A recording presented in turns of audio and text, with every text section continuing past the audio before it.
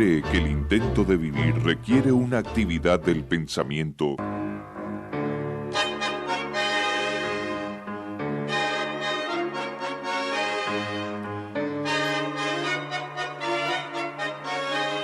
acomódese y sírvase lo que le guste beber, que en minutos arranca ¿Dónde está Magoya? Un programa que lo invita a disfrutar de la literatura, repensar la cuestión social y filosofar sobre las banalidades de la vida.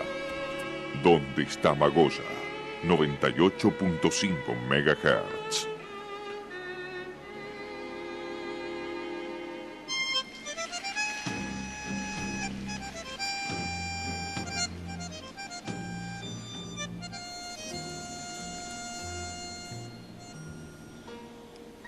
Hay un coso que nunca da la cara, Dios berreta que está en ninguna parte. Muy buenas noches, nos encontramos nuevamente con ¿Dónde está Magoya? Buenas noches. Muy buenas noches, Walter, ¿cómo está? Un placer reencontrarme con usted en esta programación y partir hacia esa búsqueda misteriosa del conocimiento, ¿no es cierto? Así es, nuevamente después de algunas emisiones que por cuestiones técnicas no pudimos compartir, pero aquí estamos como todos los martes y jueves, ¿no es así? Así es, Walter. Una parte comodín que inventas para quejarte cada vez que te venden un buzón. Andá, contás en la Magoya, la de convoy que nadie te creyó. Discurso de milico o cheque volador, estamos hasta aquí de cuentos chinos. Andá, cobras en la Magoya, que pagariola tu desilusión. Y el cuento de que Dios es argentino, andá corriendo, cóntaselo.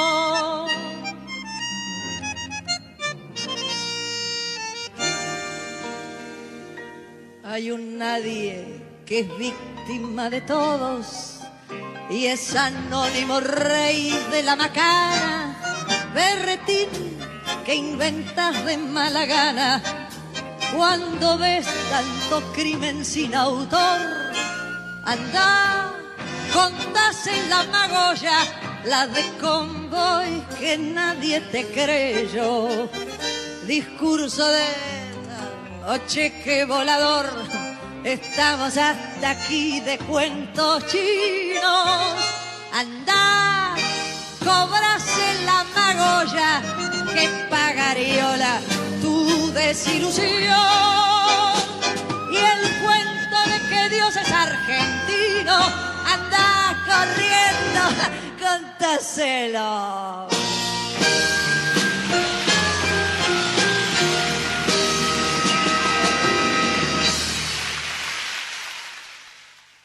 ¿Dónde está Magoya? 98.5 MHz.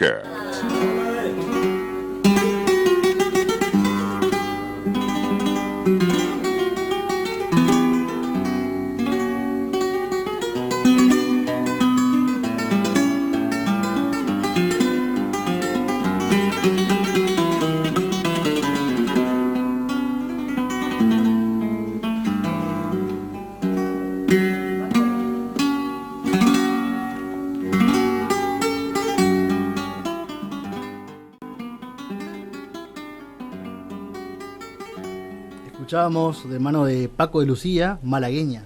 En esta noche hablaremos de un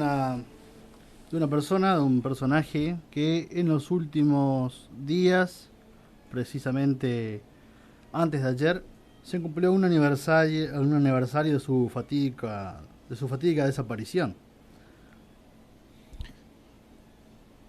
Un poco siniestra, Uh-huh. misteriosa.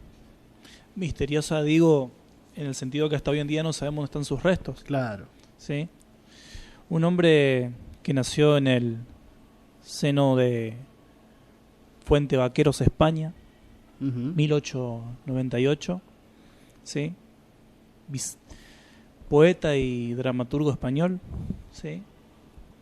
Militante, podríamos decir con ideas revolucionarias, ¿sí? Y que en el transcurso de la Edad Plata, podríamos llamarnos esto que es 1900, 1936, la literatura recuperó aquel dinamismo innovador que parecía perdido desde su siglo de oro, gracias a este personaje, ¿no es cierto? A nuestro personaje. Nuestro personaje de esta noche, ¿no? Que viene, ¿no? De nuestra madre patria, ¿no? Así es, sí, sí, sí. Y que se sublevó contra las ideas, ¿no es cierto?, de régimen autoritario, y que con su poesía también marcó un antes y un después, tanto aquí en América Latina como en el mundo. Estamos hablando, Walter, de Federico García Lorca, ¿sí? Uh-huh. Más conocido como Lorca, por su apellido materno, ¿no es cierto? Así es. Sí. Una de sus obras más conocidas, ¿no? Como es El romancero gitano, Las bodas de sangre, ¿no? Dentro de la literatura lírica hispana, y también obras de teatro, ¿no? Como su conocida La casa de Bernarda Alba, ¿no es así? Así es, Walter. Sí, entre todas, bueno, la más conocida, como usted bien decía, Bodas de sangre, sí, que fue llevada al cine también, sí, uh-huh. al teatro de la época, sí, triunfando sobre todo en México, un país donde García añoraba mucho y anhelaba estar. De la cual algunos autores dicen que pudo hacer de un drama amoroso del campo español un drama universal, ¿no? Porque Las bodas de sangre es la historia dramática, ¿no? De una pareja que casi vio perjudicada su relación, ¿no es cierto? Y bueno, no vamos a dar más detalles para no spoilear, como se dice ahora. Por ahí, volviendo un poco más a sus primeros años de vida, podemos decir que en su infancia el poeta transcurrió en un ambiente rural de su pequeño pueblo granadino. Recordemos que era de Granada, ¿no? Delicado, angelical, incluso fue criado entre algodones por una madre hospitalaria, la maestra Vicenta Lorca, ¿sí? Y su padre, comprensivo, el hacendado Federico García. Podemos decir también que su primitiva vocación fue la música. De hecho, Walter, a García Lorca se lo conoció más por ser pianista que por ser poeta, ¿sí? Estudió guitarra y piano. Cursó el bachillerato, primero en Almería y luego, tras una enfermedad, en Granada. Y ahí continuó sus estudios superiores en la Universidad de Granada. Estudió filosofía y letras, nada más y nada menos. Y se licenció en Derecho. Fíjese usted, qué abanico, ¿no? En la universidad hizo amistad con el prestigioso compositor Manuel de Falla, quien ejerció una gran influencia en él, transmitiéndole su amor por el folclore y la música popular. Por entonces podemos decir, Walter, que ya era él el contertulio más brillante del Riconcillo. El Riconcillo era un lugar, un café donde se solían juntar con sus amigos y charlar de poesía, de la vida, ¿sí? Ejerció una gran influencia este hombre, como le decía Falla. En febrero de 1917 apareció su primer composición literaria con el Boletín de Centro Artístico de Granada. Se titulaba Fantasía Simbólica. Y ya para el 1919, cuando aquí en Argentina teníamos un gobierno, el irigoyenismo, ¿no? Sí. Allá se instaló la Residencia de Estudiantes de Madrid, donde conoció a sus autores ya consagrados como Juan Jiménez. Y ahí, bueno, trabó amistad con poetas de su generación. De hecho, conforma este grupo llamado Generación del 27, que después vamos a adentrarnos un poco más. Pero bueno, trabó amistad con poetas como de su generación y artistas como el pintor catalán Salvador Dalí y el futuro cineasta Luis Buñuel. Con el primero compartía una singular habilidad para el dibujo y con el segundo una afición por el cine. Sí, esto es lo que lo lleva, como decíamos hoy, una de sus obras, a ser parte del teatro, Bodas de Sangre. Así es. Y bueno, en su formación influenció mucho una excepcional historia del arte. Un hombre muy delicado al arte. Y bueno. Y le tocaron tiempos tumultuosos, ¿no? Como es el inicio de la República en España, ¿no es cierto? Así es. Fíjese esto que hablábamos, que integró lo que fue la generación del 27, que fue... La generación del 27 es el nombre con el que se identifica, ¿no es cierto?, a un grupo de poetas españoles que representaron a los más notables de la literatura del siglo XX. Estos poetas fueron influenciados por movimientos europeos. Era un movimiento muy político, con el simbolismo, el futurismo, el surrealismo y la militancia, el pensamiento revolucionario. De hecho, creo que todo esto, Walter, fue lo que lo llevó también a él a parar al paredón, por así decirlo, ¿no? Claro. Aunque simbólicamente, hablando simbólicamente, claro, porque claro. no... Este director que usted nombró, ¿no? Luis Buñuel, es conocido por varias escenas bastante polémicas en su filmografía, bastante transgresoras para la época, que vienen a cuestionar ese orden establecido en la sociedad española durante muchos siglos, podría decirle. Viene a graficar un poco la filmografía de qué se trataba también esta generación del 27, ¿no es cierto? Un perro andaluz y otras obras suyas. Y todo esto, ¿no es cierto?, en un contexto de dictadura, primero del Primo de Rivera, depresión del 29 a nivel internacional, estamos hablando en Estados Unidos, ¿no?, la gran crisis. Era un contexto bastante delicado en el que se forma como, o podemos decir en el año en que, o en el momento en que llega a su madurez como poeta, nuestro invitado a la noche. Claro, y también el inicio de la Guerra Civil Española, ¿no?, con más de 1 millón de muertos y la posterior victoria, ¿no?, de este militar que desde el norte de África vino tomando toda la península, que es Francisco Franco, ¿no es cierto? Así es. Y que después se enlaza con lo que es la famosa Guerra Civil Española.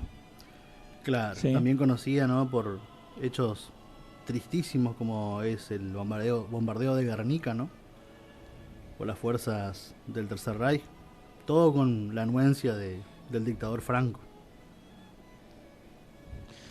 Pero por ahí, como para caracterizar este movimiento, podemos decir que las particularidades fueron, en los comienzos, los versos hacían hincapié al arte, digo, vinculando esto con el arte, con la poesía. Sí, luego, tras la influencia del surrealismo y otras corrientes de la época, el movimiento elaboró, podemos decir, una poesía que hacía énfasis en la expresión de los sentimientos y muy vinculado a los tabúes, Walter. Uh-huh. Como por ejemplo la homosexualidad con la que se caracterizó nuestro invitado, ¿no? Claro. Sí. Y de hecho fue uno de los puntos también que lo llevó, simbólicamente hablando, al paredón o al fusil. García Lorca era homosexual y espía ruso. Sí. Así cuentan las lenguas, ¿no es cierto? Especialmente las lenguas derechosas españolas, ¿no? Así es. Podríamos decir las oficializadas. Claro, porque de parte de su familia decían que nunca tuvo tanta incidencia política como hizo trascender, ¿no?, la falange para justificar su desaparición. Así. Bueno, y este tipo de poesía, Walter, contenía un lenguaje muy humanizado, muy político, orientado, ¿no es cierto?, al pensamiento crítico, así como nuestro programa también apunta, a la intelectualidad, a la belleza, donde se hacían presentes las figuras retóricas como la metáfora, para expresar temáticas surrealistas. La estructura de los versos, que era la clásica, sonetos, villancicos, romances. Bueno, además se utilizaban técnicas fuera de la métrica como conjuntos de reglas. Por ejemplo, los versos libres, versos blancos, versículos, que, en fin. Y además, ¿no?, como este grupo también de amigos, como usted dijo, se iban potenciando entre sí en diferentes ramas del arte, ¿no es cierto? Claro. Buñuel en el séptimo arte, Dalí con la pintura, ¿no es cierto? Cada Claro, uno... y esa conjunción, ¿no es cierto? Que si bien ideológicamente por ahí van de la mano, pero con distintas aristas dentro del arte. ¿Sí? Y bueno, eso era la Y también, conjunción de... imagínese con charlas compartidas en este ambiente, como usted dijo, lo que por ahí alguno no alcanzaba a plasmar su idea dentro de un verso, el otro a lo mejor se le ocurría hacer lo mismo, pero dentro del cine. Así es. Y otro algo similar dentro de la pintura, ¿no? Porque no siempre uno puede abarcar lo que uno quiere transmitir con un solo arte, ¿no es cierto? Así es, Walter. Pero usted que está más capacitado o más adentrado en la historia que yo, ¿no es cierto? ¿Cuál fue el detonante? ¿Cuál fue el detonante, Walter, que lo lleva drásticamente a desaparecer a nuestro invitado? ¿Sabe usted, no? El fusilamiento, ¿no es cierto? Claro, pero ¿qué lo lleva? O sea, nuestro personaje fue asesinado con 38 años de edad. Ujú. Sí, en el año 1936. ¿36? Sí. Sí, 36, 30 por ahí. Fue este combate que se levanta, ¿no es cierto?, entre el ejército y el gobierno de la Segunda República Española, ¿no es cierto? Claro, las fuerzas opositoras, ¿no es cierto?, a la República, que venían de la mano de Franco y las republicanas, ¿no? En una terrible guerra civil que llevó a más de 1 millón de muertos, como creo que dije recién, ¿no? Sí. Así que algo que después se vería recién con ya el inicio de la Segunda Guerra Mundial, ¿no? Incluso algunos historiadores dicen que ya ahí se empezó a ver lo que sería la Segunda Guerra Mundial, ¿no? Ya fue un ensayo de, por lo menos de los nazis haciendo su estreno de equipamiento, ¿no? Que se desarrolla a los pocos años, ¿no? Claro. 3 años después ya estallaba la Segunda Guerra. Tengo acá para compartir, si me permite. Sí, por favor. Quizá le podríamos pasar la palabra acá a nuestro compañero malagueño, que está presente, ¿no? Buenas noches. Muy buenas noches, Cristian. Muy buenas noches. Un placer Tengo estar para aquí. compartir con vosotros un poema también de nuestro compañero de la noche, García Lorca. La acogida y la muerte. A las 5 de la tarde. Eran las 5 en punto de la tarde. Un niño trajo la sábana blanca. A las 5 de la tarde. Una espuerta de cal ya prevenida a las 5 de la tarde. Lo demás era muerte y solo muerte a las 5 de la tarde. El viento se llevó los algodones a las 5 de la tarde. Y el óxido sembró cristal y níquel a las 5 de la tarde. Ya luchan la paloma y el leopardo a las 5 de la tarde. Y un muslo con un asta desolada a las 5 de la tarde. Comenzaron los sones del bordón a las 5 de la tarde. Las campanas de arsénico y el humo a las 5 de la tarde. En las esquinas grupos de silencio a las 5 de la tarde. Y el toro solo corazón arriba a las 5 de la tarde. Cuando el sudor de la nieve fue llegando a las 5 de la tarde. Cuando la plaza se cubrió de yodo a las 5 de la tarde. La muerte puso huevos en la herida a las 5 de la tarde. A las 5 de la tarde. A las 5 en punto de la tarde. Un ataúd con ruedas es la cama a las 5 de la tarde.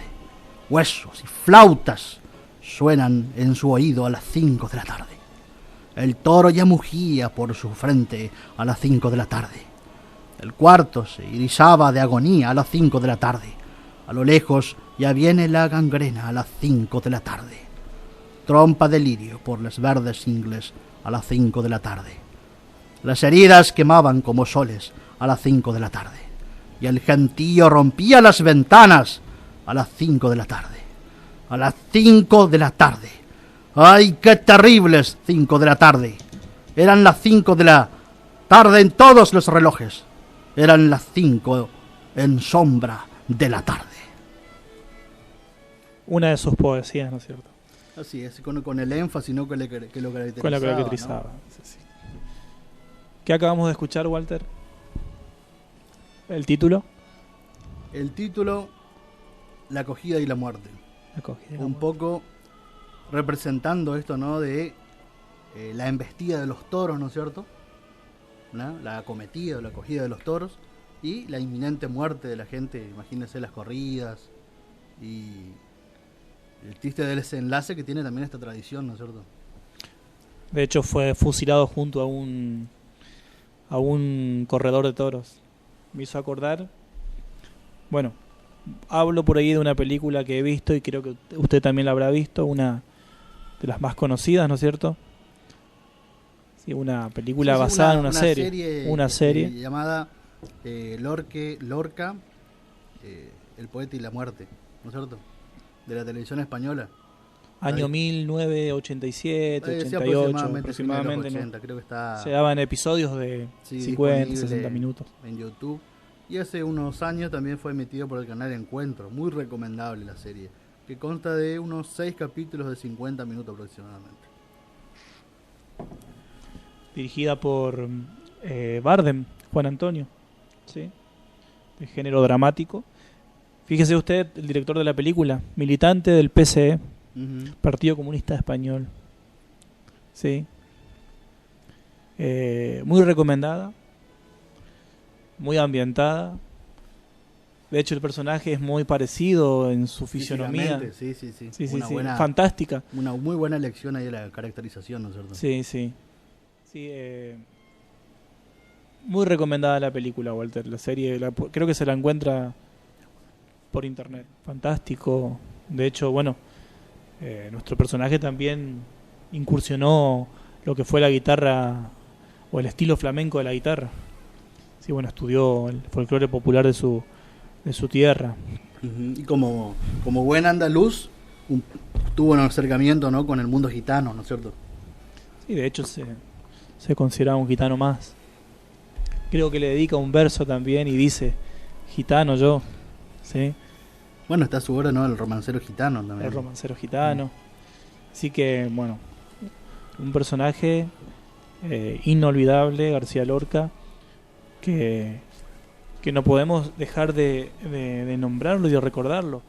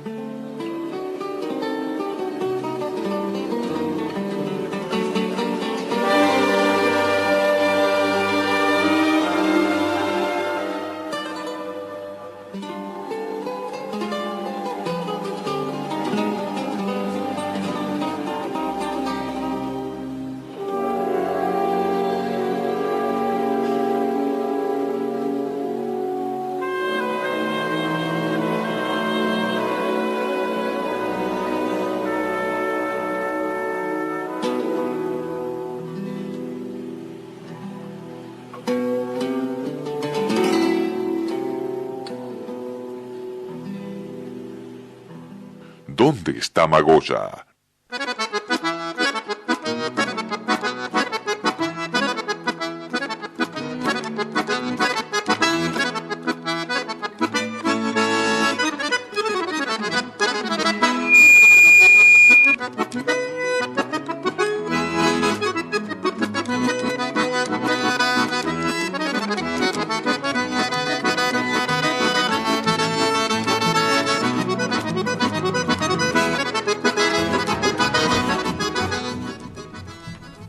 Bueno, estamos nuevamente al aire, estamos adentrándonos a este bloque de cuestión social, ¿sí?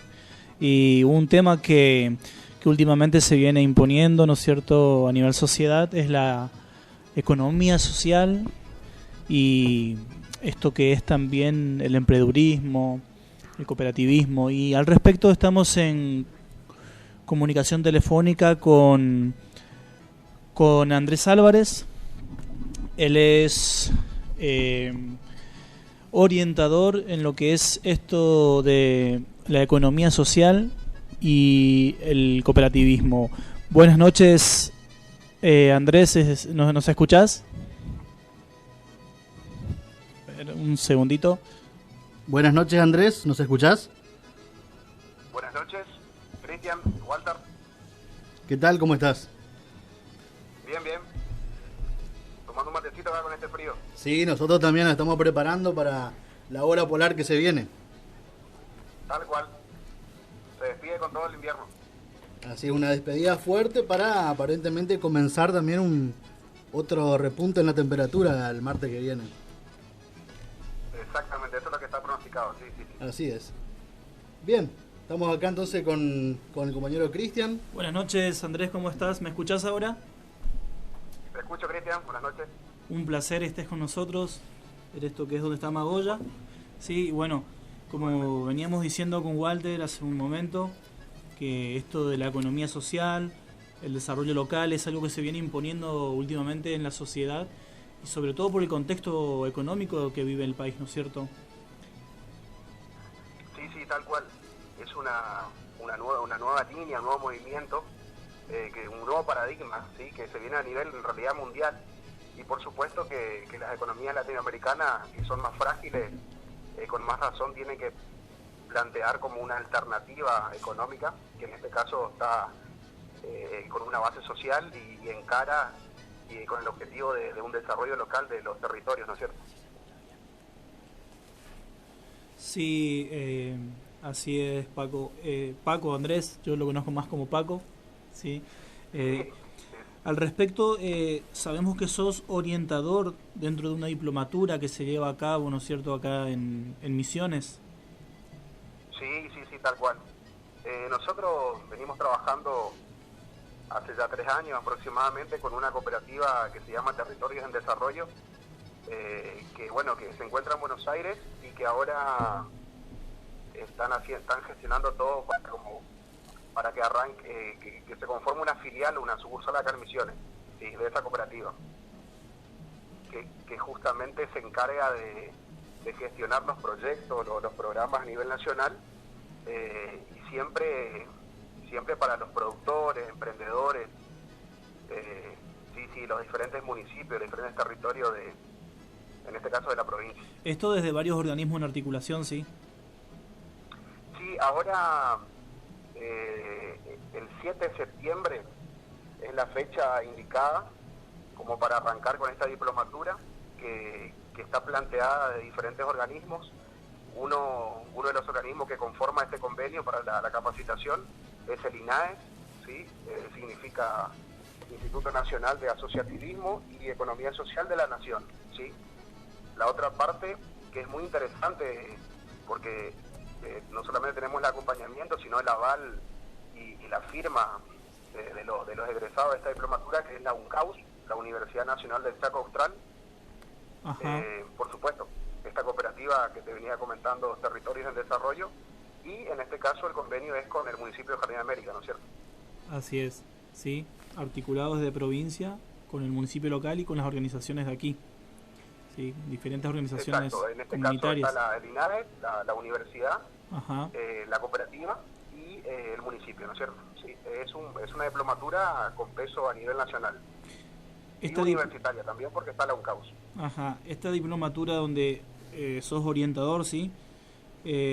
Claro, yo en este caso voy a ser el orientador y el tutor en este municipio. En Jardín América, ¿hace cuánto se viene desarrollando esto? Y aproximadamente 3 años ya, que venimos trabajando con emprendedores, artesanos, productores, sí. Ajá, bien, y ahora bueno, por el contexto que conocemos, ¿no es cierto?, no se está desarrollando, pero calculamos que con esta nueva modalidad de lo que es hoy el virtualismo o la conexión virtual tendrá así una impronta también de cursado. Sí, tal cual.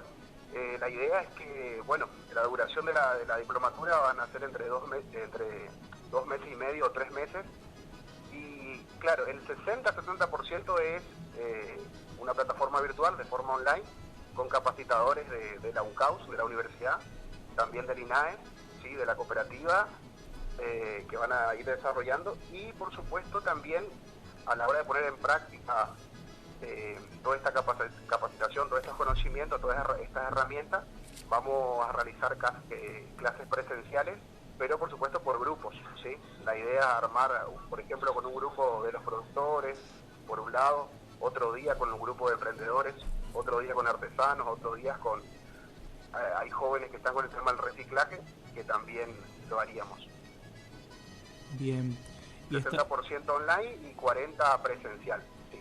Ajá, un poco hablando de los módulos, a ver en qué consistirían los módulos, o no sé si está dividido por módulos o por... Sí, tal cual, está dividido por módulos, hay una planificación que viene desde justamente de la universidad junto con el INAE, ¿sí? Y tiene que ver así a grandes rasgos, justamente con brindarle las herramientas teóricas y prácticas para que los diferentes sectores sociales y productivos puedan justamente fortalecer sus producciones, puedan justamente contar con las herramientas teóricas, por ejemplo, en la parte contable y económica, y también en la parte de marketing publicitario, que hoy en día es tan importante, ¿no es cierto? Creo que la pandemia nos dejó varias enseñanzas. Una de ellas es el tema de las redes sociales, que ya se venía haciendo, pero ahora con más razón. Y bueno, y también la importancia de conectar los proyectos con diferentes organismos, entidades nacionales y provinciales, ¿no es cierto? Porque la idea es justamente que nosotros que estamos en la parte en una primera instancia de capacitación, la segunda parte sería de acompañamiento y de concreción de estos proyectos, ¿no es cierto? Muy interesante, Andrés, sobre todo esto que es la economía social o esta economía asociativa que no solo articula distintos tipos de políticas, políticas públicas tanto nacionales, internacionales, sino que fomenta esto como hablando de un criollo, salir adelante entre todos, ¿no es cierto? ¿Sí? Todos nos beneficiamos y todos salimos adelante, ¿sí? Tal cual. La economía de mercado que existe actualmente, que es propia del sistema capitalista, nos enseñó que es una economía en la cual solamente crecen las grandes empresas, solamente crecen las grandes corporaciones, las grandes fábricas, pero el pequeño productor se ve opacado justamente por esta economía de competencia de mercado, y es necesario plantear una economía social, de base social, en la cual el pequeño productor pueda ofrecer su producto en las ferias francas, el artesano pueda ofrecer vía redes sociales, el día de mañana cuando esto mejore en una feria, ¿no es cierto? Por ejemplo, hay proyectos como de piscicultura que hay que gestionar para Latinoamérica, proyectos que tienen que ver con el reciclaje, que hoy a nivel mundial está en auge eso. Así que bueno, todos estos proyectos productivos, la idea es acompañar desde estos organismos y desde que la diplomatura sea como el comienzo o el fortalecimiento para los que ya están en marcha, ¿no es cierto? Ahora este cambio de paradigma, ¿no?, en la economía es una de las políticas más concretas que puede haber con respecto a la distribución de la riqueza, ¿no es cierto? Tal cual, sí. Nosotros en Misiones hay muchísimas, aparte también hay como una corriente que se llama el tema de la agroecología, que justamente busca no dañar al ambiente, sino justamente establecer una relación de equilibrio, como tenían nuestros pueblos originarios, en la cual no había una depredación, sino que había justamente un equilibrio entre la producción y el ambiente, ¿no es cierto? La rotación del suelo, también, ¿no? Del uso del suelo. Exactamente, Cristian, tal cual. Entonces es muy interesante porque estas corrientes vienen a nivel mundial a enseñarnos.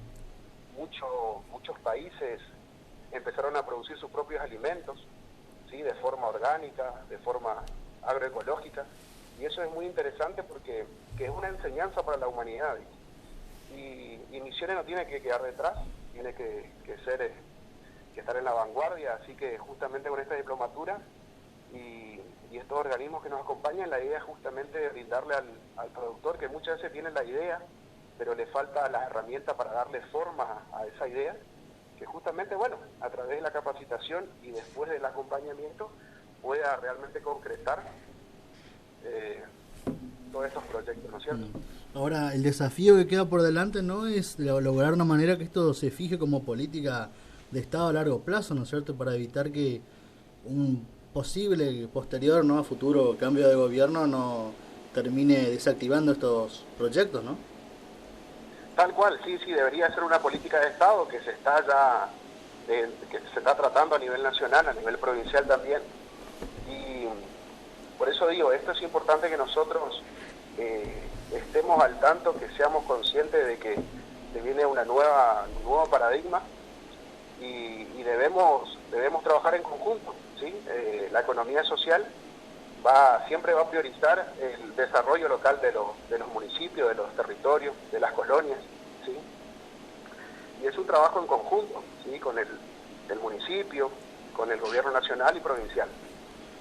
Muy interesante esto de que el municipio abra las puertas para estos proyectos, es fantástico para nuestra localidad, ¿no es cierto? Sí, no, por supuesto, desde ya agradecido al intendente Oscar Kornowski, agradecido a la gente del INAES, a la gente de la Cooperativa de Territorios en Desarrollo, a la Universidad del Chaco Austral, que es una universidad enorme, donde salieron muchísimos profesionales, ¿sí? Sí. Y nosotros acá estamos para acompañar.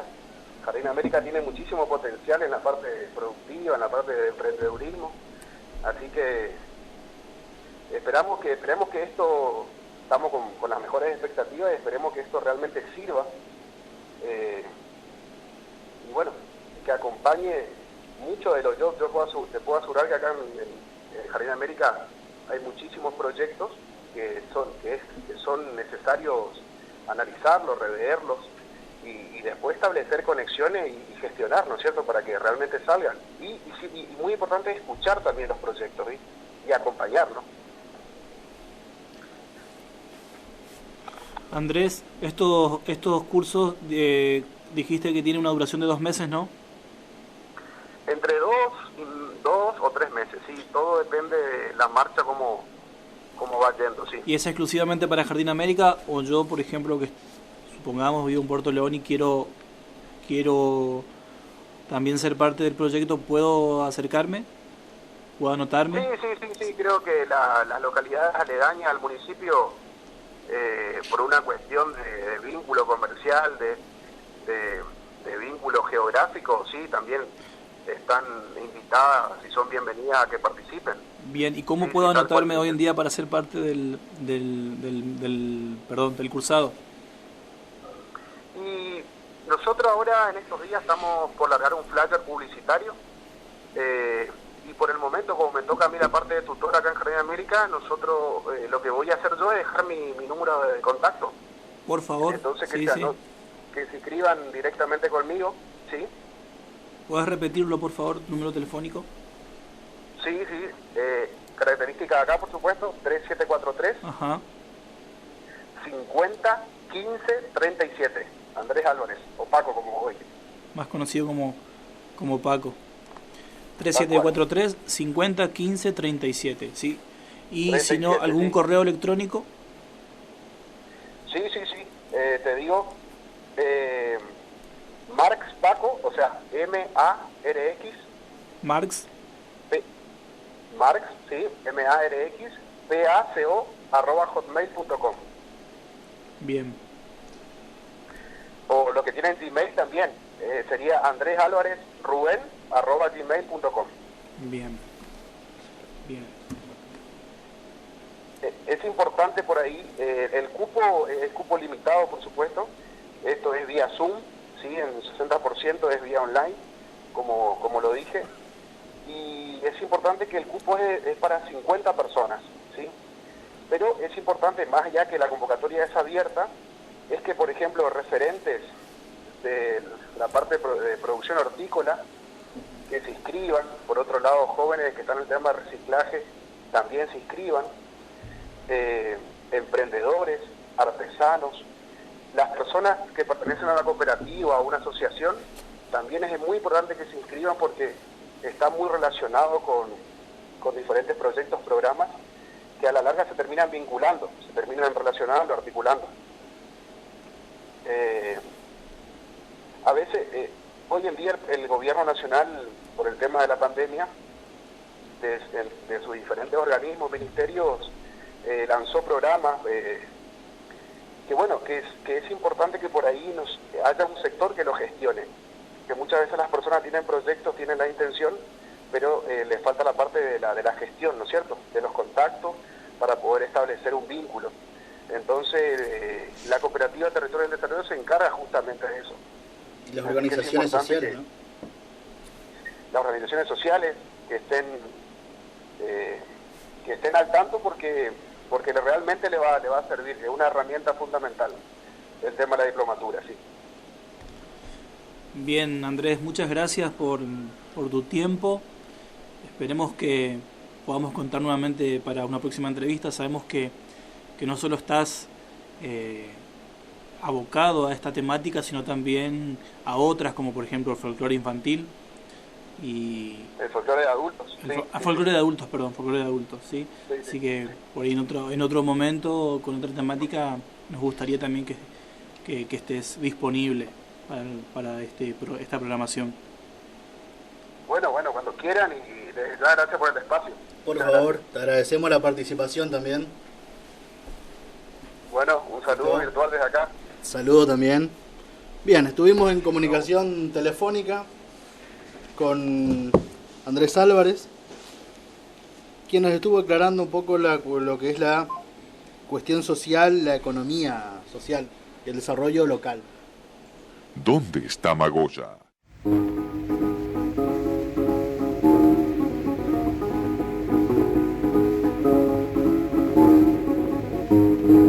Yo soy el negro que alegre pasando la vida se suele pasar y que jamás siente pena porque con la risa la sabe lentar. Y cuando veo otro negro con cara muy triste, que risa me da.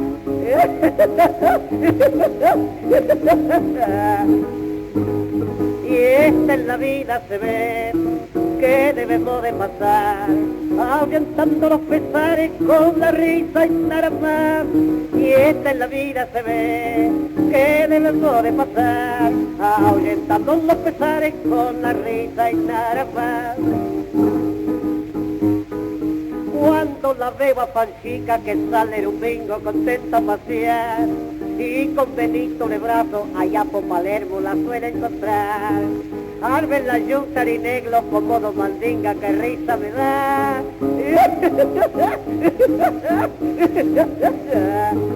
Y en este mundo se ve, todos tienen que reír.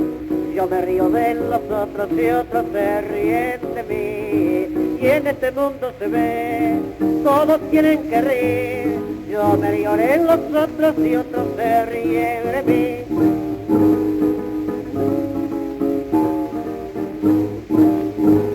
Bailando anoche un tanguito con la negra plancha de un negro Ramón, queriendo hacer pirurete como pasó al suelo se fueron los dos.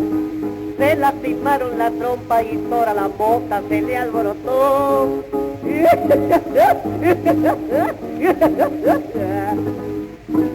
Pobre los negros Ramón, ay qué risa que verá. ¿Quién lo metió a hacer pirueta a los negros si no sabía bailar? Pobre los negros Ramón, ay qué risa que verá. ¿Quién lo metió a hacer piruetas si no sabía bailar? Yo soy el negro que alegre cantando la vida se suele pasar y que jamás siente pena porque con la risa la sabe besar. Y cuando veo otro negro con cara muy triste, que risa me da. Y esta en la vida se ve que debemos de pasar, ahuyentando los pesares con la risa y nada más. ¡Qué demonio ni mulero! ¿Dónde está Magoya?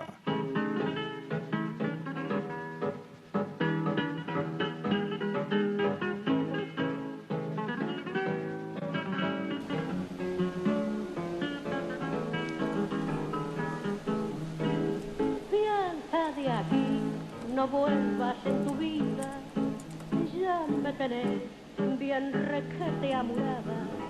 No puedo más pasarla sin comida, ni oírte así decir tantas pavadas.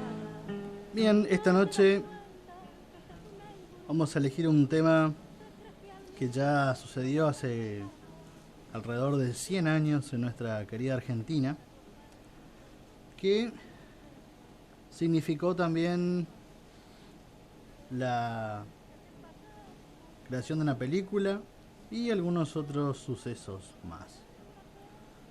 Concretamente vamos a hablar de unos reclamos que venían de mano de los trabajadores de la Patagonia allá por 1920, 1921, cuando comenzaba la presidencia Hipólito Yrigoyen, ¿no es cierto?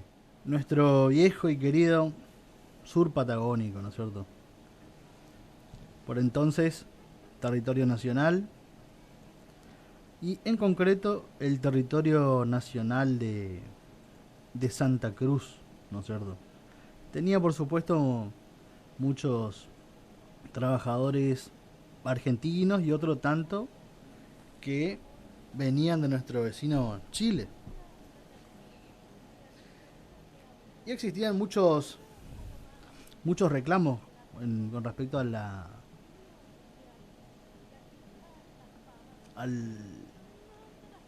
los medios de trabajo, ¿no es cierto? A los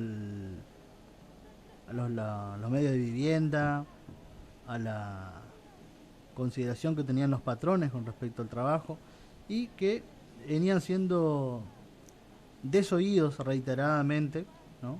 Fíjense que hasta algunas formales cartas que le entregaban como para hacer peticiones, como por ejemplo la colocación de vidrios en alguna de las barracas donde vivían los obreros, y eran desoídos por los patrones, ¿no? Así que imagínense, Cristian, la desconsideración, ¿no? En un lugar de temperaturas bajo cero, prácticamente ofenderse porque los trabajadores pedían cuestiones tan básicas como colocar vidrios, colocar ventanas en sus casas. Sumado a toda la crisis, ¿no es cierto?, económica, sumado a todo, post Primera Guerra Mundial, ¿no es cierto? Sí. El problema se fue acrecentando entonces hasta que en 1920 comenzaron las primeras huelgas generales, y por supuesto, en lugar de tener una respuesta favorable por parte de los patrones, estos decidieron solicitar al gobierno la más feroz represión, ¿no? Y es así como tiempo después de que comenzaron estos conflictos en el sur patagónico, ¿no?, en nuestra actual provincia de Santa Cruz, terminó produciéndose una represión bastante importante que terminó con la vida de unos 1.500 trabajadores, fíjese usted. Y uno de los que salieron a reclamar su que puesto salieron de trabajo, a reclamar, ¿no es cierto? exactamente, sí.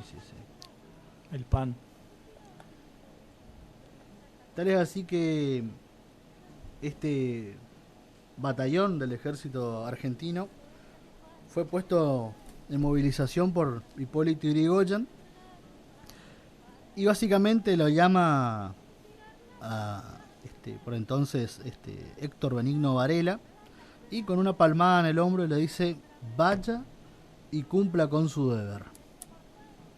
Fíjese usted, ¿no?, la desprolijidad de mandar a Fuerzas Armadas por una cuestión de seguridad interior, ¿no es cierto? Y con prácticamente sin detalles de cómo debería ser su actuación. Por supuesto que esto viene lamentablemente a sentar las bases, ¿no?, del accionar represivo también de las Fuerzas Armadas. Una de las represiones más históricamente recordadas contra los trabajadores. Así es. Dentro de un gobierno democrático. Uh-huh. Pero por Fuerzas Armadas. Por Fuerzas sí. Armadas, Uh-huh. Usted bien dijo. Sí. Es así que Héctor Benigno Varela se moviliza hasta la Patagonia, hasta la Santa Cruz, y reprime ferozmente, ¿no? Ocasionando la muerte de más de 1.500 personas. Por supuesto que no debemos olvidar que cuando habíamos hablado en otro programa de Salvador Medina Honrubia, ¿no?, y todo el ambiente bastante movilizado y anarquista del momento, eran los que más actuación social tenía y los más radicalizados, ¿no es cierto? Así que este señor Héctor Benigno Varela comenzó a formar parte de la lista negra de los anarquistas. La lista también formada por muchos que habían tenido un accionar sangriento en contra del pueblo argentino, en parte contra los trabajadores, y que por supuesto habían sido beneficiados por la falta de acción de la justicia, ¿no es cierto? Que recordemos que Benigno Varela había actuado sin detalles de cómo debería haber sido su actuación, cometió estos crímenes, estos fusilamientos, ¿no?, estos juicios sumarios, si se quiere, ¿no?, y volvió como si nada a Buenos Aires a seguir desempeñando sus funciones. Por supuesto que esto fue totalmente inconcebible para los movimientos anarquistas, que uno de ellos, en este caso un militante de origen alemán, si mal no recuerdo, decidió que sería oportuno acabar con la vida de Benigno Varela. Kurt Gustav Wilkens, alemán, ¿no es cierto?, militante anarquista, que bueno, esperó el momento propicio para ajusticiar a Varela. Así que más o menos poco más de 2 años después de que cometió sus crímenes en el sur de la Patagonia, este anarquista ajusticia a Benigno Varela y termina, ¿no?, con otro de los militares que impunemente terminaron con vidas de argentinos. Fíjese que al momento en que termina su accionar represivo en la Patagonia, se quedan todos con los muchachos, ¿no?, muy airosos, muy contentos de todo su accionar, están ahí viendo la pila de cadáveres, pasándose las manos entre ellos, dándose palmaditas, muy orgullosos, prendiéndose sus cigarrillos, quizás uno sacando una petaca del bolsillo, ¿no?, muy felices de haber acabado con vidas de gente que ni siquiera estaba armada, ¿no?, en algo que tampoco fue una guerra, y también actuando en algo que no es función de las Fuerzas Armadas, accionar, ¿no?, en cuestiones de política interior. Así que deciden festejar yéndose un grupo de estos militares al puerto San Julián de la provincia de Santa Cruz. Llega un contingente de muchachos, de bravos muchachones de verde oliva, y deciden comunicarse con la madama, ¿no? De una, como se llamaba entonces, casa de tolerancia. Fíjese qué nombre delicado, ¿no? Sí, si le digo casa de tolerancia, ¿usted qué se imagina? Es un poco extravagante, ¿no? Sí, pero con ese cartel, ¿usted ve un local que diga casa de tolerancia? ¿Usted qué se le viene a la cabeza? Es un lugar de charla quizás, ¿no? Es raro, ¿no? Sería bastante original hoy en día un cartel de esos. Así que los bravos muchachos, después de su valiente acometida, ¿no? Entre comillas siempre, van a esta casa de tolerancia, que no es otro lugar que los conocidos lupanares, lugares, ¿no? Donde chicas de la noche ofrecen sus servicios. Y querían el oficial, ¿no? A cargo de este uno de los tantos grupos que fue a querer satisfacer sus más bajos instintos, ¿no? Se comunican con la jefa del lugar, y la jefa del lugar, la madama, les dice que quizás no sería posible satisfacer sus deseos sensuales, debido a que las chicas del lugar no veían con agrado la presencia de estos mal habidos oficiales del ejército argentino, ¿no? Porque, por supuesto, las chicas, pese a que eran mal vistas por la sociedad y podían ser tildadas, ¿no? De una mala ética, tenían una ética superior también a una buena parte de la población, debido a que no les costó nada, digamos, decidirse por la condena, ¿no? La condena ética al accionar de estos oficiales, estos soldados que venían, ¿no? A querer usufructuar sus cuerpos después que habían tomado la vida de inocentes. Así que las chicas directamente se negaron a trabajar, se negaron a ofrecer sus servicios con estos muchachos, y básicamente se atrincheraron en esta casa de tolerancia con, ¿no es cierto?, la anuencia de la jefa, que se resistieron en el lugar y dijeron que bajo ningún punto de vista iban a acceder a ningún tipo de servicio con esta gente. Y básicamente desde el interior le gritaban asesinos. Imagínense ustedes, las chicas que la sociedad normalmente las tildaba de mujeres de mala vida, ¿no? Eran las que tuvieron las agallas para reprocharles a estos oficiales el accionar totalmente inaceptable que venían de cometer, ¿no es cierto?, en los campos.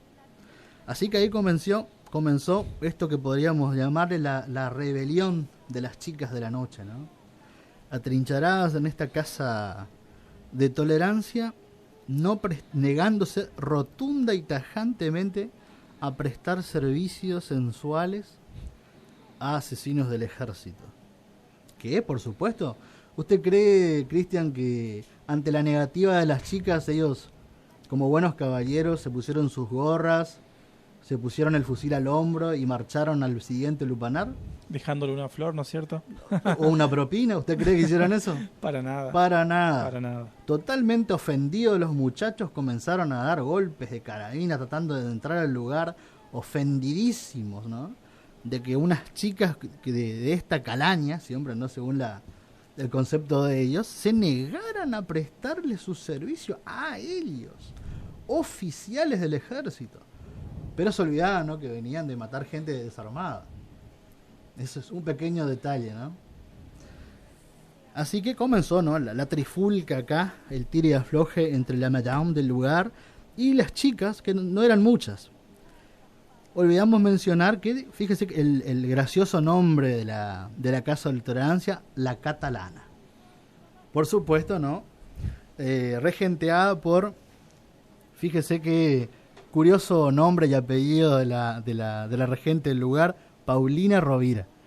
Era la jefa del lugar, que estaba resistiéndose junto con las chicas, que eran Consuelo García, 29 años, argentina; Ángela Fortunato, 31 años, argentina; Amalia Rodríguez, 26 años, argentina; María Jualiche, 28 años, española, y Maud Foster, 31 años, inglesa. Estas, junto a la jefa del lugar, Paulina Rovira, se encargaron de resistir hasta más no poder la irrupción, ¿no?, de estos muchachotes de verde oliva que querían ingresar en el lugar contra la voluntad de las chicas, ¿no es cierto? Así que después de un largo de idas y venidas de tratar de entrar, terminaron, por supuesto, entrando al lugar, pero una vez de todo lo que le costó y vieron que iba a ser imposible concretar sus deseos carnales, decidieron detenerle a todas las chicas y bueno, recibieron los malos tratos que ustedes se imaginan, ¿no?, que eran usuales en la época, ¿no? Sin el cumplido de los superiores. Claro, y sin haber obtenido lo que querían, ¿no? Se levantó la trifulca. Así es. Sí. Bueno, y entonces hoy en día en el puerto San Julián de Santa Cruz es recordado en algunas calles con el nombre de alguna de estas chicas. Sí. Es muy conocido este hecho que sucedió el 17 de febrero de 1922. Conocido como la rebelión de las putas. Así es. Esto es algo recordado también por el historiador Osvaldo Bayer dentro de su libro La Patagonia Trágica, parte de sus investigaciones, que sacaron a la luz, ¿no?, algo bastante peculiar, como estas chicas, normalmente excluidas de la sociedad, mal vistas, condenadas, fueron las que no tuvieron pruritos en exteriorizar su repudio ante el accionar, ¿no?, del ejército. Sin embargo, las mujeres de alta alcurnia de la aristocracia porteña las recibieron con el mayor beneplácito una vez que llegaron a Buenos Aires, ¿no?, todos los grandes oficiales recibiendo, ¿no?, las felicitaciones del buen accionar que tuvieron en Santa Cruz. Armadas. Al contrario de estas chicas, ¿no? Imaginen, ¿no?, lo paradójico de la visión ética que uno puede tener, ¿no?, más allá del prejuicio social, ¿no? No sé qué le parece a usted, cómo lo ve usted este acontecimiento. Así es, lo veo como un contexto, dos historias paralelas, ¿no? Uh-huh. Dos levantamientos de trabajo. ¿Sí? Uh-huh. Las que no quisieron prestar su servicio. Claro. Y los que reclamaban mejores condiciones laborales. Uh-huh. ¿Sí? Claro. Recordemos que era muy común en la época y tiempo antes, ¿no?, que los puertos, por más pequeños que sean, debido a que venían con tripulaciones que se pasaban meses en el mar, entonces las casas de tolerancia muchas veces estaban en los puertos, por lo menos una casa había. Y todavía, Walter, el trabajador, por así decirlo, era considerado un esclavo más, ¿sí?, del hacendado. Claro, sí. Todavía no teníamos toda la revolución que vino después del peronismo, donde el obrero toma más protagonismo en la partición, en la tripartita. Imagínense, el otro día estaba leyendo bibliografía de la época, y años antes de esto, imagínense que en la Argentina llegamos a tener la llamada ley de la silla. No la conozco. Usted se imaginará qué es esto de la ley de la silla. Bueno, imagínense que la visión del patrón era tan desfavorable para el trabajador en ese momento que tuvo que crearse una legislación especial para que los patrones le provean de una silla a los trabajadores, porque ni siquiera un taburete le querían dar. O sea, la trabajadora de la tienda que recibía a las grandes señoras engatichadas, ¿no?, para que se lleven las grandes telas que estaban importadas de Austria, Alemania, Polonia, Inglaterra, tenían que estar paradas horas. Igual que los otros trabajadores textiles del momento, ¿no? Hasta que, mediante la ley de la silla, tuvieron, bueno, vamos a darle un banquito a estos que están acá, que tanto se quejan por estar 14 horas parados, ¿no? Bueno, de hecho, Walter, esta revuelta, esta protesta de los trabajadores rurales, ¿no es cierto? Ellos exigían en un recinto de 16 metros cuadrados que no durmieran más de 3 hombres, que se entregase un paquete de velas a cada obrero mensual. O sea, esto es lo que demandó, ¿no es cierto?, la la rebelión, Sí, cuestiones que básicas. no se trabajase los sábados, Ujú. un mejoramiento de las Esto, reacciones de alimentos. Esto es el reclamo de los muchachos, de los esquiladores que trabajan en el campo, ¿no es cierto? No, Claro. no las chicas. No, de por Puerto supuesto, San por Julián. supuesto. Ajá. Como le decía, venía haciendo un paralelismo sí. entre los dos movimientos, Ujú. entre los dos grupos de trabajadores Ujú. y trabajadoras. Que no se trabajase los sábados, un mejoramiento de las reacciones de alimentos, un sueldo mínimo mensual de esa época, 100 pesos, ¿no es cierto? Ujú. Y bueno, el reconocimiento de la sociedad obrera como el único representante y legítimo de los trabajadores. ¿Sí? Como le decía, el trabajador era visto o considerado Ujú. como un esclavo, Un prácticamente. poco menos que un ser humano. Poco fuerte. Sí. Así es. Bien, esto queríamos compartir con ustedes entonces, lo conocido como la rebelión de las putas de San Julián, donde se rebelaron, ¿no es cierto?, contra estos muchachos. Vamos a escuchar un tango alusivo a la fecha.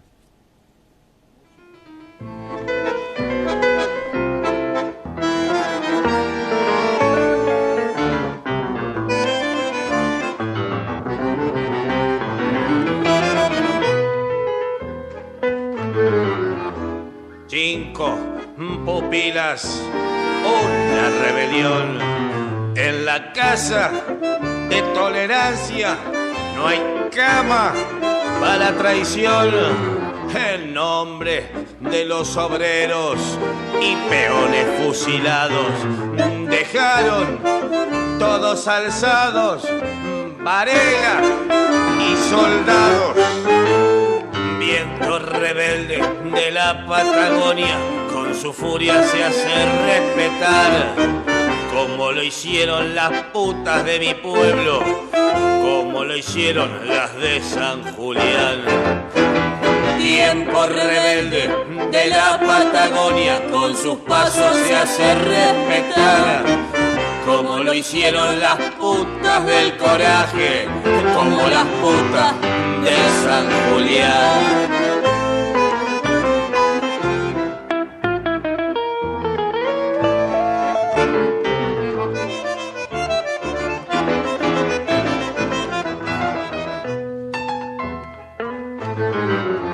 Hoy la historia pega el grito por las que parieron silencio.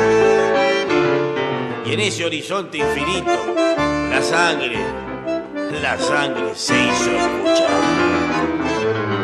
Mientras que la mentira se vestía de uniforme, la verdad sin maquillaje hizo historia entre los hombres. Viento rebelde de la Patagonia, con su furia se hace respetar, como lo hicieron las putas de mi pueblo, como las putas de San Julián. Tiempo rebelde de la Patagonia, con sus pasos se hace respetar, como lo hicieron las putas del coraje, como las putas de San Julián. Doña Amalia, Consuelo, Angélica, María y Maú, las heroínas de San Julián, las putas de San Julián, las putas de San Julián, plenas de coraje.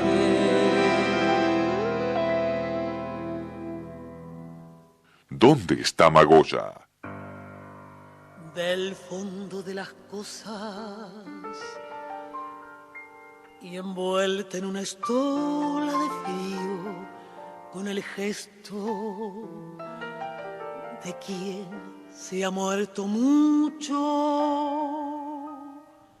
Y bueno, con este tanguito de Amelia Baltar, La Última Grela, estamos dando también finalización a nuestra programación. Walter, se nos fue el programa. Se nos fue de las manos. Programón el de esta noche. Sí. ¿Sí? En esta pequeña casa de tolerancia, dada a llamar ¿Dónde está Magoya?, ¿no? Sí, así es. Bueno, quiero mandar un saludo, Walter, una persona que nos escucha siempre, que es Norel, el amigo de la casa. Y bueno, de hecho ya ha salido al aire con nosotros y en algún momento tendrá participación nuevamente. Nos está escuchando, un saludo grande para Norel. De esta manera, bueno, nos despedimos, agradecemos al director de la radio, el señor Hernán Juárez, y al señor intendente Oscar Kornowski, que nos propicia este espacio de búsqueda del conocimiento y de este coso que nunca da la cara. Y nos preguntamos, como todas las noches, ¿dónde está Magoya? Fueron hace mucho las románticas proletarias del amor. La noche les puso nombre con seducción de insulto. Paicas, locas, milongas, percantas, ogrelas. Era común verlas al alba desayunando un chocolate en la confitería Vesubio de la calle Corrientes. Terminaban a esa hora de trabajar en el Chantecler, en el Marabú, en el Tibidabo. Con un arranque loco de Madame Bovary de Barracas al sur, se jugaron la vida a los tangos. Alguna se enamoró de aquel bandoneonista y por amor ganó. Para otras, la derrota fue mucha. Terminaron atendiendo el guardarropa de damas en esos mismos cabarets. ¿Acaso se marcharon todas juntas un día, como si fueran una pequeña y extinguida raza con ojeras? Este tango relata a la última de las grelas. Descubre su definitivo paso por el asfalto recién amanecido de una Buenos Aires espectral. Y lo cuenta así.